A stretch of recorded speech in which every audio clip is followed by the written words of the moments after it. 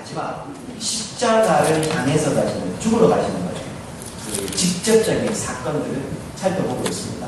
지난 시간에는 그 첫 번째 사건으로 마리아가, 한 여인이라고 나오지만 마리아가 순전한 나무 한 옥합을 깨뜨리는 사건. 마리아는 그런 의도를 한 것은 아닌 것 같지만, 그러나 그런 황유옥합 깨뜨리는 것을 보면서 아무도 준비하지 못했던 예수님의 장례를 준비하게 되는 사건을 살펴보았습니다. 그 순전한 나무 한 옥합, 순전한 헌신에 대한 이야기를 살펴봤습니다. 오늘은 또 유명한 사건이 하나 나옵니다. 바로 제자 중 한 명이었던 가룟 유다의 배신과 관련된 사건입니다. 10절 보십시오. 열둘 중에 하나인 가룟 유다가 예수를 넘겨주려고 대제사장들에게 가고 있습니다. 오늘 마가복음에는 대제사장들 이렇게 되어 있는데 여러 가지 정황들을 보면 여기서 말하는 대제사장은 유대의 종교 지도자들, 다르게 말하면 산헤드림 공회로 보시면 되겠습니다. 그들에게 지금 가룟 유다가 왔습니다. 11절 유다가 무슨 이야기를 했는지 잘 모르겠습니다. 성경에 안 나옵니다만 그들이 듣고 기뻐하며 돈을 주기로 약속하니 유다가 예수를 어떻게 넘겨줄까 하고 그 기회를 찾더라. 아마도 유다가 예수님을 넘겨주겠다, 예수님을 팔겠다고 이야기했던 것 같고, 그래서 그들이 그 이야기를 듣고 기뻐하며 유다에게 돈을 주고, 유다는 예수님을 어떻게 넘겨줄까 그 기회를 찾고 있었다. 성경은 그렇게 이야기를 하고 있습니다. 그런데 질문입니다. 멀쩡한 가룟 유다가 왜 갑자기 본문에 보면 예수님을 팔려는 생각을 가지게 됐을까요? 더군다나 지금은 6월절 기간 아닙니까? 모든 사람들이 명절에 와서 들떠있는 상황입니다. 6월절은 하나님께서 이스라엘 백성들을 출애굽하신 것을 기념하는 절기, 그들에게는 축제와 같은 날이거든요. 근데 그런 절기에 왜 갑자기 유다가 예수님을 팔 생각을 하게 됐을까요? 특별히요, 요한복음 12장에 보면 유다가 이 예수님과 제자들의 돈괴를 맡은 사람이다 이렇게 나옵니다. 보통 모임에서 회계라고 하죠. 돈을 맡는 사람은 어떤 사람입니까? 못 믿을 사람, 불성실한 사람, 이런 사람들이 많습니까? 아니죠. 그 반대죠. 성실한 사람, 믿을 만한 사람, 똑똑한 사람, 이런 사람들에게 이 돈괴를 맡기게 됩니다. 이 정확하게 유다가 돈괴를 맡은 이유는 잘 안 나옵니다만 일반적인 사람이 살아가는 이 세상이 다 비슷하고 보면 돈괴를 맡고 있는 이 유다도 이 못 믿을 사람은 아니었던 것 같고 예수님의 제자 중에서 꽤 신뢰할 만한 사람이었던 것 같습니다. 그런 유다가 어째서 갑자기 예수님을 산헤드림 공회에 살아서 넘기려고 하는 것일까요? 오늘 본문에는 안 드러납니다만 이 병행구절인 구절들을 살펴보면 몇 가지 단서가 될 만한 이야기들이 좀 나옵니다. 먼저는 마태복음 26장 13절부터 15절에 보면 두 가지 정도 우리가 추측 가능한 이야기들이 있습니다. 26장 13절부터 15절까지 보시면 내가 진실로 너희에게 이르노니 온 천하가 어디서든 온 천하에 어디 있으니 이 복음이 전파된 이거 무슨 이야기입니까? 지난주일이라는 겁니다. 이 순전한 나무 한 옥합 깨뜨린 이 마리아의 헌신을 예수님께서 칭찬하신 내용이었습니다. 그 이야기를 하고 있는데 그 직후에 14절 보십시오. 그때에 12 중에 하나인 가룟 유다라는 자가 대제사장에게 하고 있습니다. 아마도 추측컨대 가룟 유다는, 아니 제자들 전부가 다 그랬지만 이 예수님이 참된 메시아라고 생각했습니다. 우리가 생각하는 메시아 아니고요, 다윗의 대를 이어서 새로운 왕국을 세울 사람, 이 로마의 압제에서 우리를 구원해줄 사람, 조국 이스라엘을 해방시켜줄 독립투사 정도로 생각했던 것 같습니다. 그랬는데 예수님이 썩혀서 죽는다는 이야기를 하십니다. 특별히 공생의 마지막 시점에서는 예수님이 아예 드러내놓고 죽는다는 이야기를 하십니다.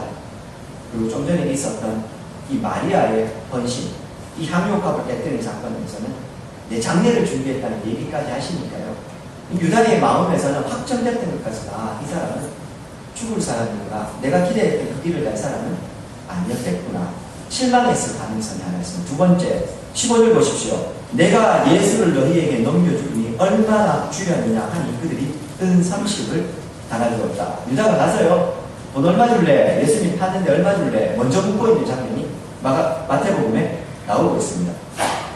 아니나 다를까 요한복음에서는요, 이 유다를 그래서 그는 도둑이라 라고 하면서 이 돈괴를 맡고 있습니다. 거기서 돈을 훔쳐가고 있었다. 12장 6절에서는 그렇게 이야기를 하고 있었습니다. 이런 것들을 보면요, 이 유다가 탐욕 때문에 그렇게 했을 거라고 이야기를 합니다. 그런데요, 그 이야기들이 일종의 그거는 뭐라고 해야 될까요?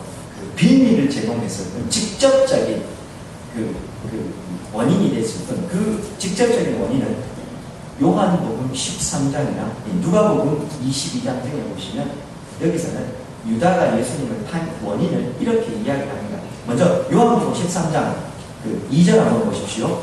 마귀가 벌써 시몬의 아들 가룟 유다의 마음에 예수를 팔려는 생각을 넣었다. 누가복음 22장 3절에서는요, 12 중에 하나인 가로진이라 부르는 유다에게 사탄이 들어가니. 무슨 말입니까? 지금요, 사탄이 마귀가 유다의 마음을 흔들어서 예수님을 팔게 한 겁니다. 즉 다시 말해서 유다가 직접적으로 이 일을 예수님을 팔게 된 계기를 성경에서는 누가복음도 요한복음도 그가 마귀의 게임에 넘어갔다고 이야기를 합니다. 여기까지 이야기를 하면 대부분 그럼 마귀가 잘못했네, 유다는 별로 잘못 없네, 이렇게 생각하실 수가 있을 건데 아닙니다. 유다의 마음에 예수님을 향한 참된 예수님을 보지 못하고 자기의 욕심을 투영시켜서 예수님을 받지 않습니까? 예수님은 진짜 우리가 오늘 꿈꾸는 이 하나님 나라를 이야기를 하고 있는데 다윗의 왕국만 꿈꾸고 자기의 욕심만 잔뜩 투영시켜서 그 나라에서 한 자리 차지하고 할 생각만 하고 있었던 유다의 욕심, 거기다가 돈 많은 자로서 이걸 성실하게 관리하지 않고 그 돈을 훔쳐가는 탐욕, 이런 마음이 그들 마음에 있었고 사탄이 그 마음을 흔들어서 그래서 예수님을 팔 수 있게 해버렸다는 겁니다. 사탄이 잘못한 게 아닙니다. 그 마음에 있는 그 탐욕과 그런 욕심을 보고 마귀가 그의 마음을 흔들어 놓은 겁니다. 그런 의미에서 보면요, 사람 여러분, 성도들에게 우리가 마음을 지키는 것이 얼마나 중요한지 모릅니다. 아시는 것처럼요, 나라의 지도자들이 마음이 돌아서지 않으면 전쟁도 일어나는 것 아닙니까? 이 사람의 마음을 돌이키는 게 그렇게 쉽지 않다는 겁니다. 다르게 말하면 우리가 이 땅을 살아가는 동안에 신앙인으로서 하나님 앞에 내 은혜의 마음 지키는 것 굉장히 중요하다는 말입니다. 하나님 우리를 이 땅에 살아가는 동안에 의롭게 칭해주시고 하나님의 자녀로 불러주셨습니다. 그리고 우리 이 땅에 주님과 함께 거하면서 성화되어가고 있습니다. 그러나 아직 우리의 성화는 완성되지 않아서 불완전해서 넘어지기도 합니다. 또 회개하고 돌아옵니다. 계속해서 그 과정을 반복하지 않습니까? 마지막 주님 우리를 부르셔서 천국 설 때는 우리가 완전히 영화로운 존재가 되겠지만 아직은 불완전한 존재로 우리가 살아가고 있지 않습니까? 그 속에서 연약감을 아시기 때문에 주님이 끊임없이 우리를 다시 부르시고 다시 은혜의 자리로 초청하시는 것 아니었습니까? 성도가 해야 될 일은요, 그런 하나님의 은혜의 자리에 오랫동안 머물러 있는 겁니다. 할 수 있으면 계속해서 그 은혜의 자리를 지키는 겁니다. 그래서 신앙의 마음, 은혜의 마음 지키는 겁니다. 아무리 내 주변의 상황이 좋아도요, 내 마음 하나 바뀌지 못하면 이 마음 하나 때문에 내 삶이 지옥이 되는 거 우리 경험 많이 하지 않습니까?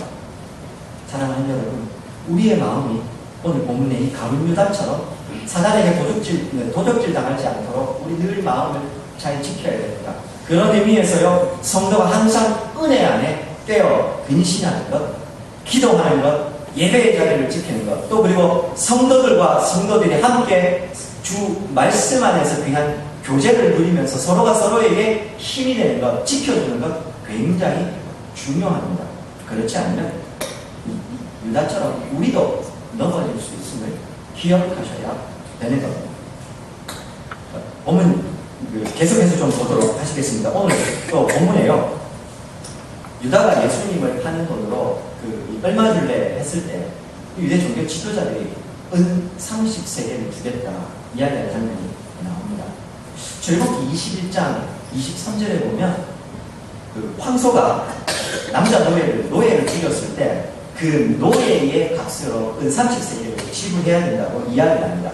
그때부터 유대에서는 성인 한 명, 노예 한 명의 값이 은 30세겔이었습니다. 다시 말하면요, 오늘 예수님이 유다에 팔리면서 유다에게 산내들이 몸에서 지불한 은 30은 당시 노예 한 명, 유다 사회에 이 사회의 노예 한 명의 가격이었다는 말입니다. 예수님을 파는데 왜 이것밖에 그들이 지불하지 않았을까?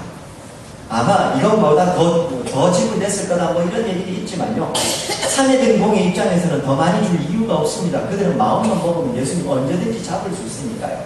잡으려고 했다가 실제로 지금은 명절이기 때문에 밀란이 나니까 잠깐 유보시켜 주도록 했을 뿐, 그들은 이 명절이 끝나면 잡으려고 하고 있는 상황이었습니다.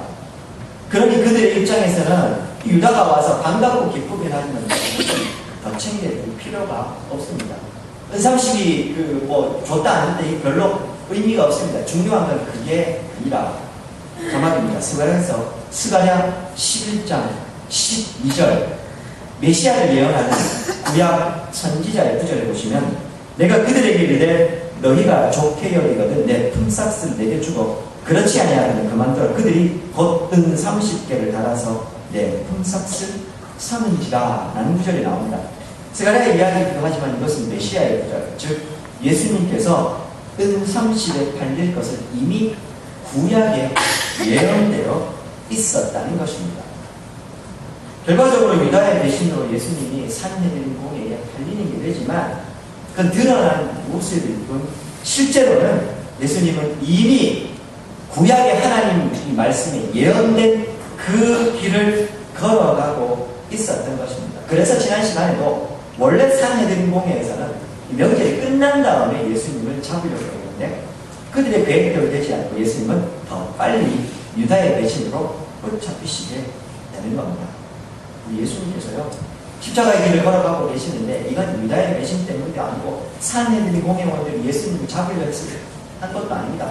그들은 이 일에 사용되었을 뿐 예수님은 사실은 구약부터 예언되어진 하나님의 말씀 그대로 기록된 대로 그 길을 지금 걸어가고 있는 겁니다. 억지로 걸어가신 것도 아니고 마지못해 걸어가신 것도 아니고 당신의 주권적인 계획과 섭리 아래서 이 십자가의 길을 걸어가고 있는 겁니다. 누구를 위해서요? 오늘 죽을 수밖에 없는 나를 위해서, 여기 있는 모두를 위해서 주님이 그 길을 걸어가고 계신 겁니다. 이런 예수님의 모습은요, 그 다음 12절부터 모습에서도 이제 6월절 만찬, 최후의 만찬 준비하시는 장면에서도 그대로 드러나는데요. 좀 보시겠습니다. 12절 무교절의 첫날 곧 6월절 양 잡는 날에 제자들이 예수님께 묻고 있습니다. 선생님, 우리가 어디로 가서 6월절 음식, 즉 6월절 만찬을 준비할까요? 예수님 뭐라고 합니까? 성내로 들어가면 누군가 물동이 하나를 가지고 가는 사람이 있는데 그 사람 따라가서 그 사람이 들어가는 집에 들어가서 그 집 주인에게 선생님이 지금 6월절 만찬을 드시려고 하는데 준비된 게 어디 있느냐 물어보라. 그 사람이 얘기해 줄 거다. 그렇게 이야기를 하고 있고 16절을 보면요. 제자들이 예수님의 말씀대로 성내, 예루살렘 성내를 이야기합니다. 거기에 들어가서 보니 실제로 예수님의 말씀대로 다 이루어지는 장면이 이어지고 있습니다. 무교절 첫날 양 잡는 날은 우리가 지난 시간에 잠깐 설명을 드렸습니다. 목요일 저녁에 이 양을 잡게 됩니다. 그러니까 유대 원력으로 하면 아비벌 혹은 니산월 14일, 요일로 하면 목요일이 된다 말씀을 드렸습니다. 1월 아비벌 10일, 1월 10일에 양을 딱 준비해놨다가요, 이 양을 14일 저녁에, 목요일 저녁에 잡습니다. 그리고 그날 저녁에 6월절 만찬을 즐기게 됩니다. 예수님 그 이후에 그날 밤에 겟세마네 동산 가셨다가 붙잡히시고 그날 밤에 일사천리로 재판받으시고 15일, 그러니까 금요일 새벽에 빌라도 법정에서 최후의 이 재판을 받으신 다음에 십자가 못 박히시고 그리고 금요일 해지기 전에 돌아가시게 되고 이틀, 3일 동안 무덤에 계시다가 주일 새벽에 부활하시게 된다. 즉 일정을 그리 말씀드렸습니다. 오늘은 보십시오. 6월절 이 무교절의 첫날 곧 6월절 양 잡는 날. 6월절과 무교절은 다르지만 붙어있기 때문에 이 8일을 같이 본다고 제가 지난 시간에 말씀드렸습니다. 모르시는 분들은 지난주 설명을 참조하시기 바랍니다. 자, 어쨌든요. 그렇게 해서 제자들이 이 6월절 만찬을 준비하고 있는데 이 6월절 만찬의 순서가 좀 복잡합니다. 6월절이요. 아무나 그냥 모여가지고 막 먹는 게 아니고 6월절 만찬 유대인들은 모이면 이 양을 앞에서 말씀드린 대로 1월 10일 날 준비해놨다가 4일 지난 다음에 그날 저녁에 잡습니다. 규정대로 하나님이 정하신 규정대로 6월절 만찬을 준비하게 되는데요. 보통 6월절 음식이 다 준비되고 상이 준비되면 저녁에 모두가 다 모이면 정결 예식이라고 해서 손을 씻고 서로 몸을 깨끗하게 하는 것을 해서 식사 자리로 들어옵니다. 그러면 보통은 가족 단위로 진행됐기 때문에 그 가장이 6월절에 대한 감사와 가족들을 축복하는 기도를 하게 됩니다. 그렇게 하면 6월절 만찬이 시작이 되는데요. 그 이후에 식사를 하면서 핫가다라고 하는 것과 할렐이라고 하는 것. 이 핫가다는 이 6월절의 의의와 교훈에 관한 내용인데요. 그걸 가장이 설명을 해줍니다. 할렐은 시편 113편부터 118편까지 나오는 시편 이야기고요. 주로 출애굽에 대한 하나님의 구원의 기쁨을 노래하는 내용입니다. 그걸 함께 또 읊고 그 자리에서 그러면서 보통 포도주를요 공식적으로 4번 마시게 됩니다. 그렇게 해서 이 6월절 만찬이 진행이 되는데 이 6월절 만찬에는 양을 잡아서 양고기, 그 다음에 쓴나물, 그 다음에 이 쓴나물을 찍어 먹을 양념, 그리고 무교병 이렇게 준비되어서 이걸로 이렇게 먹게 됩니다.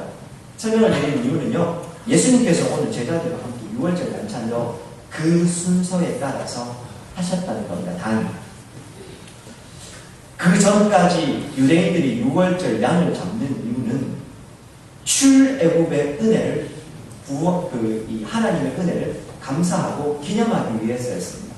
죽을 수밖에 없는 인생들, 죽어야 하는 인생들, 하나님께서 좌우문설주와 임방에 발려있는 어린 양의 피를 보고 6월 하신 것을 기념하는 절이 아니었습니다. 하나님의 구원, 그것을 기념하는 식사가 6월절 만찬이었는데 이제 오늘부터 진행되는 이 마지막 6월절 만찬에서 이 어린 양은 누가 되십니까?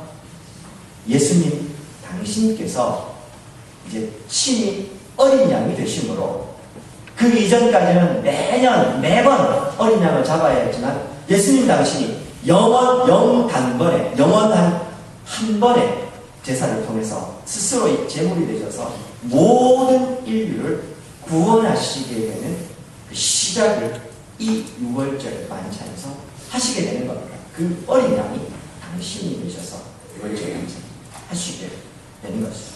자, 어쨌든 그 6월절 만찬을 이제 제자들과 버리게 되는데 특별히요, 오늘 본문에 보시면 13절부터 16절 제가 쭉 설명을 드렸는데 여기서 이 6월절 만찬을 지금 주도적으로 준비하시는 분이 예수님입니까? 제자들입니까? 원래는요, 제자들이 이걸 준비를 해야 정상입니다. 보통은 그렇게 합니다. 미래의 풍습이 그렇습니다. 그런데 오늘 본문을 보시면요, 우리가 어떻게 준비할까요? 제자들이 물으니까요, 예수님께서 이미 다 이 6월절을 준비해 놓으셨습니다. 14절 한번 보십시오. 어디든지 그가 들어가는 그 집 주인에게 이르되 뭐라고 얘기합니까? 선생님의 말씀이 내가 내 제자들과 함께 6월절 음식을 먹을 그다음 나의 객실이 어디 있느냐 하시더라. 그렇게 얘기합니다. 예수님께서 내 객실이 어디 있느냐 이렇게 이야기합니다. 그러니까 이 6월절 식사 자체를요, 예수님께서 이미 준비해 놓으셨다는 겁니다. 이 6월절 만찬을 주님이 준비하십니다. 본문 사건을 조금만 더 보면요, 여기 두 명의 제자는 누가복음 22장 8절에 보면 베드로와 요한으로 나옵니다. 그리고 또 이걸 이따가 제가 예전에 청년들 중에 한 명이 궁금증을 제시하는 목사님, 분명히 6월절 되면 예루살렘에 120만 명이 넘는 사람들이 몰려있는데 물동이를 지고 가는 사람이 한두 명도 아닐 건데 어떻게 그 사람이 그 사람인 줄 알고 따라가서 그 집에 들어갑니까? 이렇게 묻더라고요. 청년들이면 충분히 그럴 수 있다고 생각합니다. 성경을 읽을 때는요, 궁금증을 가지고 읽어야 되거든요. 어떻게 그런 사람을 알아봤을까요? 안트로포스라고 해서요, 남성 명사로 물동이를 지고 가는 남자를 뜻합니다. 보통 유대에서는 물동이는 여자 노예가 지고 갑니다. 그런데 아마도 추측컨대 여기서 이 물동이를 남자 노예가 지고 갔던 것 같습니다. 굉장히 복잡한, 평소 10만에서 20만밖에 없는 예루살렘에 120만 명, 100만 이상의 사람들이 몰려 있었어도요, 남자가 물동이를 지고 가는 건 흔치 않은 일이었으니까 금방 눈에 띄었을 거고, 그래서 제자들이 그 사람을 따라 들어간 겁니다. 그리고요, 그 집에 들어가서 예수님이 시키시는 대로 말했더니만요, 이미 큰 다락 준비되어 있습니다. 예수님의 표현대로 하면요, 나의 객실이 준비되어 있었던 것이죠. 예수님께서요, 주도적으로 준비하신 겁니다. 앞에서도 말씀드렸지만, 사랑하는 여러분, 지금 이 십자가의 길을 걸어가는 이 길들을요, 주변에 조연들이 많이 등장을 하지만 결국에는 예수님께서 이 모든 일에 주도권을 가지고 일을 하고 계십니다. 예수님은 구약에 하나님의 말씀에 예언된 대로 그대로 그 계획에 맞추어서 이 길을 걸어가고 계시는 겁니다. 사랑하는 여러분, 우리가요, 이런 하나님의 일하심을 자주 보지 않습니까? 요즘 새벽에 나누는 예레미야 말씀에 보면요, 유대를 심판하는 도구가, 하나님의 도구가 누구였습니까? 바벨론 왕 느부갓네살. 세상의 역사가들은 바벨론이라는 큰 제국이 일어나서 아주 작은 나라였던 이 유대를 점령하는 것으로 기록을 합니다. 그러나 성경에는 이미 하나님께서 느부갓네살을 나의 종 느부갓네살이라고 부르면서 그를 하나님의 도구로 사용하고 계심을 이야기하고 있습니다. 그래서 제가 늘 성도는 내 눈앞에 지금 펼쳐지는 이 현상의 마음을 빼앗기면 안 되고, 그 너머에서, 그 배후에서 일하고 계시는 하나님의 일하심을 보는 눈을 가져야 된다. 성도가 마음을 잘 지키는 첫 번째 길은요, 하나님의 일하심을 늘 보는 겁니다. 이 눈앞에 일어나는 일들만 보면 마음이 늘 흔들리거든요. 근데요, 폭풍 너머에 나를 붙잡고 지키고 계시는 하나님을 보면 폭풍이 아무리 눈앞에 있어도 안 흔들리는 법입니다. 본문에서도요, 예수님께서요, 이 모든 상황을 주권을 가지고 일을 하고 계십니다. 바라고 소망하면요, 오늘 이런 주님의 일하심을 늘 눈 크게 뜨시고 마음을 크게 여시고 보실 수 있는 우리 성도님들이었으면 좋겠습니다. 그래야요, 우리가 우리의 주변에 일어나는 일에 일희일비하지 않을 수 있는 겁니다. 늘 언제나 저 사람 어떻게 늘 저렇게 마음이 편안할까 하는 겁니다. 제가 예전에요, IBF의 아주 전설 같은 간사님이었던 박영덕 목사님의 일화를 한번 말씀드린 기억이 있습니다. 후배 사역자들이 보기에는요, 그 목사님은 늘 항상 한결같은 자세로 있는 것 같았거든요. 그래서 묻습니다. 어떻게 목사님은 그 마음을 그렇게 잘 지키십니까? 그때 저 기억나십니까? 목사님 그렇게 답을 하십니다. 나도 늘 넘어진다. 그런데 넘어졌다가 일어나는 시간이 짧아서 안 보일 뿐이다. 그렇게 얘기합니다. 성도의 삶은 오뚜기 같아야 됩니다. 넘어졌다가 일어나는 거죠. 근데요, 어떤 사람은 넘어졌다가 일어나는 시간이 오래 걸리니까 옆에서 다 보이는 거고요. 어떤 사람은 넘어졌다가 빨리 일어나니까 안 보이는 겁니다. 안 흔들리는 사람 없고 안 넘어지는 사람 없습니다. 우리가 하나님 앞에서는 그날까지요, 인생의 본질은 연약해서 흔들리는 겁니다. 중요한 건 그 순간에도 잠깐 내 마음을 넘어졌다가도 다시 은혜의 자리로 나아가고, 오늘 본문대로 하면요, 늘 모든 일 너머에 주권적으로 일하고 계시는 그 주님을 바라보는 겁니다. 제가 이 말씀을 왜 드리냐면, 제자들이요, 오늘 이 모든 구약에 예언된 대로 이 길을 걸어가고 계시는 예수님의 모습을 그들이 정말 제대로 봤다면, 눈앞에서 예수님이 십자가 못 박히셨어도 예수님을 그렇게 쉽게 버리고 도망가지 않았을 거라는 말입니다.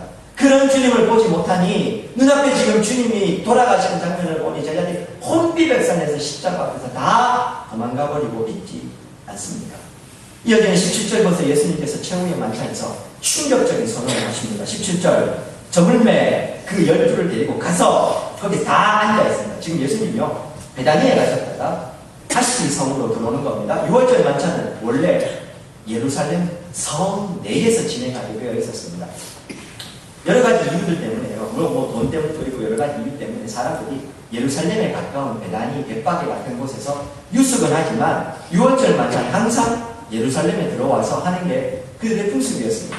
이 베다니에서 예루살렘까지는 약 3km 정도밖에 안 떨어져 있어서 가까웠거든요.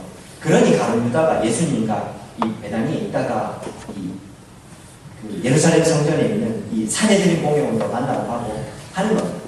자, 예수님이 들어오십니다. 18절. 다 앉아 먹을 때에 예수님이 충격적인 사건 하시죠. 진실로 너희에게 이르노니 반드시 일어난다는 말입니다. 너희 중에 한 사람도 나와 함께 먹는 자가 나를 팔 거다.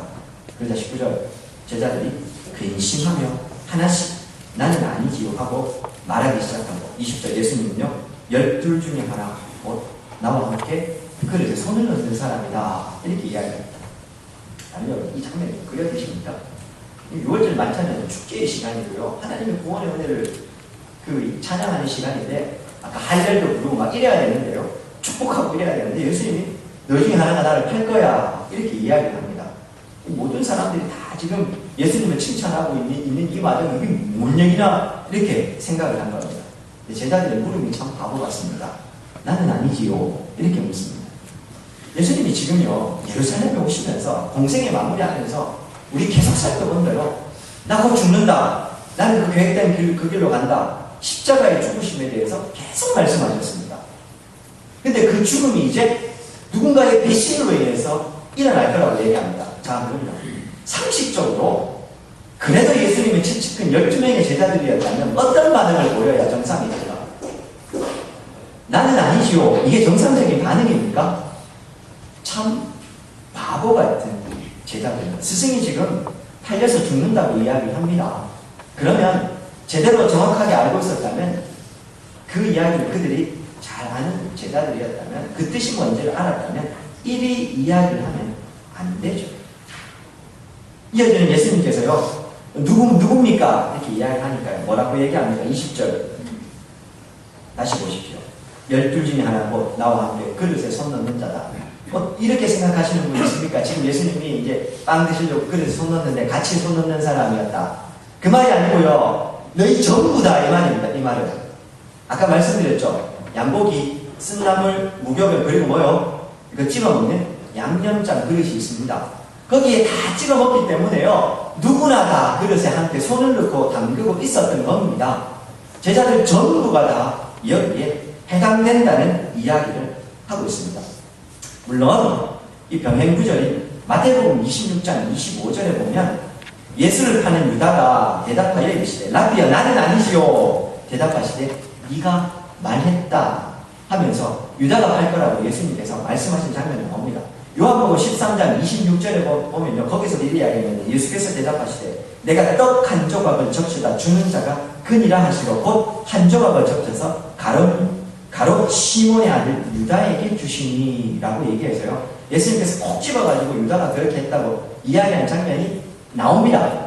그런데 정황상 보면 6월절 식사에서 예수님께서 다 찍어서 이렇게 주시거든요.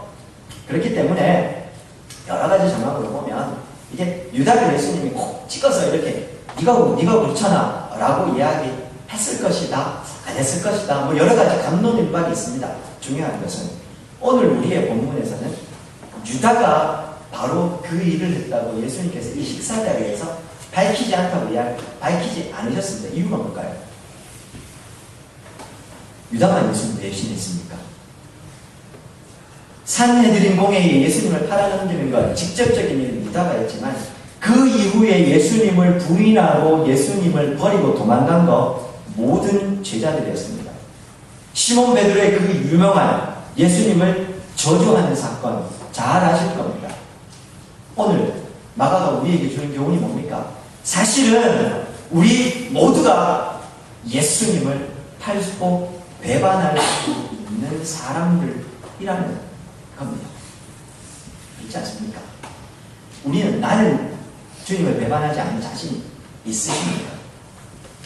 이제 마지막 부분에 보시면요 21절에 예수님께서 아픈 말씀 한 말씀 하십니다. 인자는 자기에게 기록된 대로 가거니와 인자를 파는 그 사람에게 화가 있을 거다. 그 사람은 차라리 나지 아니하였던 자기에게 좋을 뻔했다. 이렇게 이야기하시면서 오늘 본문 마무리입니다. 사랑하는 여러분, 오늘 마가가 하는 이 부분을 우리가 들어야 될 겁니다. 나는 팔지 않을 거라고 누가 생각할 수 있습니다. 우리 이 땅을 사는 동안에요. 그런 경우 많지 않습니까? 내가 예수님 믿는 것 때문에 손해를 봐야 되는 순간이 되면요 억울한 겁니다. 내가 예수 믿는 거 이것 때문에 손해를 봐야 되고 예수 믿는 이것 때문에 내가 당연히 취해야 될 저것도 내가 세상 사람들은 당연하다고 생각하는 거 저거 나는 못하고 사니까요. 억울하다고 생각합니다. 그렇지 않습니까? 부동산 투기 하지 마십시오. 이런 얘기 했더니만요. 그리고 그걸 자랑 삼아도 이야기하지 마십시오. 이랬더니만요. 나중에 저한테 오셔가 옛날 오셨어요. 목사님 그때 설교를 그렇게 하시는 바람에 제가 이번에 뭘 하나 지난 사야 되는데 그거 안 사서 얼마를 날렸습니다. 아니 이게 얼마큼 올랐습니다. 이렇게 이야기를 하시는 겁니다. 하는 겁니다. 같이 안타까워해야 하니까 제가. 사랑하는 여러분, 하나님 때문에 하나님 사랑해서 그거 내려놓는 거 그게 뭐 그렇게 억울한 일입니까? 그렇지 않습니까? 주님이 오늘 내게 새로운 생명을 주셨고 하나님이 자녀로 불러주셨고 이 땅에 세상이 줄 수 없는 평강과 기쁨을 주셨는데 그 자녀된 본세로 살아가는데 그것 조금 이룬다고 해서 뭐가 그렇게 대단한 일이라고 그렇게 아쉽습니까? 사업하는 친구들이 하는 말이 있습니다. 계약서 쓰는 순간이나 긍정하는 순간이요. 예수님이 한 5분 정도만 그 자리에 안 계셨으면 좋겠대요. 5분 동안 예수님은 딴 데 가셨다가요. 요거 내가 다 해서 사인 딱 한 다음에 5분 후에 다시 이 자리에 오시면 좋겠다. 이런 생각해요. 도저히 신앙의 양식 때문에 내가 그렇게는 못하겠고 이렇게 해서 손해는 보는데 아니 뻔히 눈에 보이는데 그걸 내가 신앙의 양식상 못해서 그렇게 한대요. 제 친구가 하는 이야기입니다. 유통업하는 친구가요. 사랑하는 여러분, 나는 예수님 배반하지 않고 산다고 우리 장담할 수 있습니까?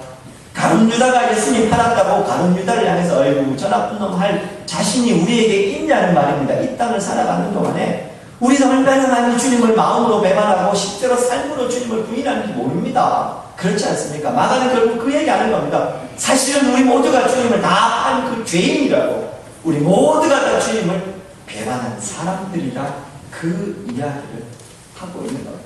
그리고 21절에서는요, 가룟 유다를 향해서 직접적으로 하시는 이야기지만 우리 모두를 향해서 주님이 하시는 이야기입니다. 인자는 자기가 기록된 대로 그 길을 걸어가시다. 인자를 파는 그 사람에게는 결국 화가 있게 될 것입니다. 그 사람은 잘 나지 않았다면 자기에게 좋을 뻔했다. 이 마지막에요, 자기에게 나지 않았다면 좋을 뻔했다. 이건요, 유대의 아주 유명한 속담입니다. 우리 요 비슷한 구절을요, 욥기에서 봅니다. 욥기에 보면요, 욥이 내가 난 날이 멸망하였더라면 사내아이를 되었던 그날 그 밤도 그러하였더라면 이러면서 자기가 난 날을 저주하는 게 있습니다. 이게 일반적으로 유대예요. 속담처럼 해서 이 누군가의 이 죄인들에 대한 저주하는 속담이거든요. 근데 예수님 그러면 지금 가룟 유다 저주하신 거냐? 아니요. 오늘 21절 예수님의 마음이 보이십니까? 낮에는 성경에 기록된 대로 그 길을 내가 걸어갈 거지만 그 속에서 그 마음 하나 다스리지 못해서 나를 배반하고 팔았던 이 가룟 유다는 차라리 나지 않았더라면 좋을 뻔했다. 주님이 안타까운 마음에 이 이야기를 하시고 있는 겁니다. 그럼 또 의문을 제기하실 분도 계시죠. 예수님이 원래 계획된 대로 가시면 그러면 가룟 유다도 그 계획에 의해서 예수님을 판 거 아니냐? 그럼 유다가 잘못한 건 없네. 성경이 잘못했네. 오늘 이렇게 얘기하실 겁니까? 아니고 말씀드렸죠. 하나님께서는요, 전지전능하시는 분. 우리의 과거와 현재와 미래의 모든 일을 다 보신다는 말입니다. 우리 일생을 마치 두루마리처럼 이렇게 펼쳐서 다 보신다는 말입니다. 우리의 미래의 일도 그분에게는 두루마리의 편지처럼 보인다는 말입니다. 다 아시는 분이니 유다가 배반할 것도 아신다는 말입니다. 그럼 유다는 운명론에 빠져야 됩니까? 그럼 뭘 어떻게 해도 예수님을 배반할 수밖에 없었겠습니까? 열왕기상 29장에 보면요, 하나님께서 아합을 죽이시겠다고 심판하시겠다고 공언을 하십니다. 그리고 선지자에게 이야기하라고 하십니다. 근데 그 이야기를 듣고 아합이 하나님께 돌이킵니다. 그러자 하나님께서 아합이 내 앞에 겸비함을 보느냐? 그가 내 앞에서 겸비함으로 내가 재앙을 저희 시대는 내리지 아니하고 라고 하면서 하나님이 그 마음을 돌이키시는 장면이 나옵니다. 요나서에 보면은요, 하나님께서 니느웨의 심판을 선포하시라고 합니다. 요나가 가기 싫어서 결국에는 가지 않습니까? 3일이 걸려야 되면 3일 길이 걸리는 거기를요, 하루 만에 그냥 얘기해보면 말 안 했다는 이야기입니다. 그냥 듣든지 말든지 슉 하고 지나갔다는 말입니다. 그런데 그 사람들이 니느웨 성이 다 다 회개하지 않습니까? 하나님은 그러자 그 뜻을 돌이키십니다. 무슨 이야기를 하는 겁니까? 가룟 유다는 그 길로 가기로 작정되어 있었다. 그런 의미가 아니라는 말입니다. 앞에서 설명드린 대로 그런 마음이 있었음에도 불구하고 하나님의 은혜가 그도 살 수 있었을 겁니다. 그런데 자신의 마음을 돌이키지 못했고 악의 유혹에 빠져서 그 길을 간 것이니 거기에 대한 책임은 자기가 져야 하는 겁니다. 죄의 삭은 사망, 그 죄를 져야 된다는 겁니다. 다만 그 유다를 안타까워하시는 주님이 여기 계시는 겁니다. 다른 여러분 이런 본문을 보실 때요, 이 인간의 이 악한 본성은요, 이런 걸 보면서 불편해하는 겁니다. 아니, 하나님이 다 하신다면 유다도 좀 살려주시지 왜 그렇게 하시나? 그게요, 우리 마음이 이 죄로에서 오염돼서 그런 겁니다. 원래 이 본문에서 유다를 왜 하나님이 안 살려주시고 그랬지, 그게 정상적인 게 아니고요. 그럼에도 불구하고 유다에게 끊임없이 은혜로 돌아오라고 이야기하시는, 안타까워하시는 예수님의 마음을 봐야 되고, 오늘 이 본문에서는요, 그 유다뿐만 아니라 늘 예수님을 배반하는 나 같은 인생도 구원하셔서 주님의 자녀 삼아주신 것, 이걸 우리가 감사해야 되고, 그게 정상적인 겁니다. 그 하나님의 은혜를 먼저 생각해야 되는 겁니다. 그리고요, 그 순간에도 힘없이 은혜 가운데 있어서 다시금 돌아갈 생각을 가지는 게, 그게 원래 은혜의 마음이고 정상적인 마음. 오늘은 그런 이야기 할 건 아닙니까요? 예수님께서 그렇게 안타까워하시면서 오늘 본문에 여기서 마무리되고, 이제 다음 시간에 최후의 만찬으로 오늘 본문이 이어지게 됩니다. 사랑하는 여러분, 말씀을 좀 마무리하면서요, 오늘 본문에서요, 십자가의 길을 타면서 기록된 대로 당신이 원래 계획하신 대로 걸어가고 있는 주님의 모습이 보이십니까? 그 주님을 보셨다면 오늘 여전히 제자들처럼 주님을 끊임없이 배반하고 주님을 끊임없이 부인하는, 주님, 나는 주님을 믿습니다, 이렇게 얘기하고서요, 세상을 살 때는, 일터에서 가정에서 살 때는 내 욕심대로 내 의대로 다 살아가는 그런 나, 그러다가 주의 전 나와서 생각하면 퍼뜩 정신이 들어가요. 아이고, 내가 또 그렇게 살았구나 하는 그런 나를 향해서 여전히 그 구원의 길로 뜨벅뜨벅 걸어오시는 주님의 모습이 보이십니까? 놀랍지 않습니까? 이 12명의 제자들 3년 6개월 동안 동고동락했음에도 이들이 주님을 팔고 주님을 배반하고 도망갈 것 다 하셨음에도 불구하고 그들을 향해서 주님이 이 십자가의 길을 걸어가시는 겁니다. 지금 이 눈앞에서 이렇게 환호하고 있는 사람들이 있지만 저 사람들이 결국 주님을 죽이실 것도 아셨음에도 불구하고 십자가의 길을 걸어가고 계십니다. 그 주님이 보이십니까? 사랑하는 여러분, 우리 이 주님을 좀 기억했으면 합니다. 이 주님의 사랑이 다시금 우리 사랑하는 성도님들의 마음 가운데 새겨지는 오늘 주일이었으면 좋겠습니다. 주님, 5분만 잠시 좀 딴 데 가 계십시오. 저 바깥에 나갔다가. 그럼 내가 5분 후에 내가 다시 주님과 동행하겠습니다. 이렇게 살아가는 우리의 삶이지만, 그래도 그런 날을 안타까워하시고 그런 날을 향해서 죽으시고 구원하신 이 주님의 사랑, 변함없으신 이 주님의 사랑, 계획된 대로 주권적으로 그 일을 이루어 가시는 주님의 사랑이 이제는 회복됩니다. 그 사랑이 우리 마음에 새겨지는 오늘 주일이었으면 좋겠고, 그 주님 앞에 늘 가까이 서는 우리 성도들. 그리고 또 한 가지, 무등이 오늘 새벽에 이 말씀을 가지고 좀 기도하다가요, 그런 생각이 들었습니다. 우리 교회 성도님들만큼요, 그 주님의 마음을 좀 헤아려드리는 성도들이 되면 어떨까? 제가 우리 교회에 와서요, 제 이전까지 제 마음에는 항상 그 목사가 된 이후로요, 하나님의 말씀을 내 생각 못하지 말고 정확하게 가감없이, 이게 제 마음에 이렇게 큰 생각이 틀렸어요. 늘 정확하게 가감없이. 그러다 보니까 좀 설명하는 거 길어서 좀 힘드셨죠? 네, 저도 압니다. 제 설명이요, 한 5분 정도만 지속되면 성도님들이 이렇게 넘어가시는 게 보입니다. 말이 막 빨라져서 아이고 큰일 났다, 이거 아니구나 싶습니다. 근데 정확하게 변함없이, 정확하게 정직하게 하나님의 말씀, 그 마음이 늘 있었습니다. 오늘 새벽에 기도하다가요, 다시 하나님 저한테 주십니다. 그것 넘어서 또 다른 하나, 정확하게 정직하게 나오겠습니다. 하나님의 마음을 성도들에게 전달합니다. 그 주님의 마음을 잘 드러내는 그런 생각이 들고, 오늘 주님의 마음이 보이셨습니까? 그러면요, 우리 한 주간 살아가는 동안에요, 다른 사람들은 몰라도 주님, 나는 이 주님의 세상을 향한 사랑의 마음, 이 연약한 인생을 향한 안타까운 마음, 그럼에도 불구하고 그 길을 없이 걸어가는 그 마음을 읽어드리는 사람이 되고 싶습니다. 그리고 주님, 나만 주님 배반하지 않고 주님 십자가 못 박히시는 그 순간을, 그 자리를 지키는 사람 되고 싶습니다. 이런 결단을 하는 저와 우리 성도님들 되셨으면 합니다. 시절이 하수상합니다.